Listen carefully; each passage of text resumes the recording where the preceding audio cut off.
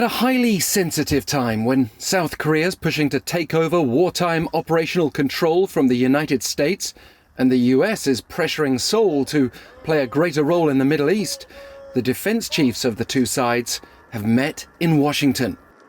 We don't have access to the whole discussion, but we do know US Secretary of War Pete Hegseth opened by emphasizing that the strength of their alliance is critical given current global threats. He insisted Washington is looking to its allies to stand shoulder to shoulder with the US. It's not clear if Hegseth made a further call for South Korean action to help defend the Strait of Hormuz amid America's war with Iran, but his remarks came as Seoul is investigating a recent strike on a South Korean-operated cargo ship in the strait. So far, Seoul's refused to support US President Donald Trump's claim that it was Iran who took shots at the ship in question. South Korean Defense Minister An Kyu-baek highlighted Seoul's efforts to increase its defense spending, secure critical national defense capabilities, and lead the defense of the Korean Peninsula.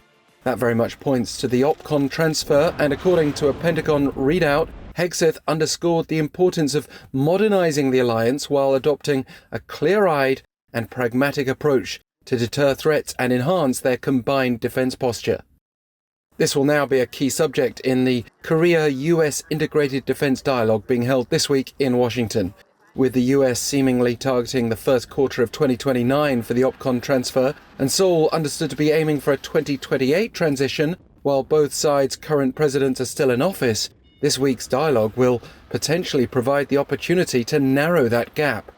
Other issues not mentioned publicly, but which naturally may have come up, include Seoul's deployment of nuclear-powered submarines, which seems to have stalled despite getting America's green light, as well as intelligence sharing on North Korea after a recent US pullback over an alleged information leak on the South Korean side.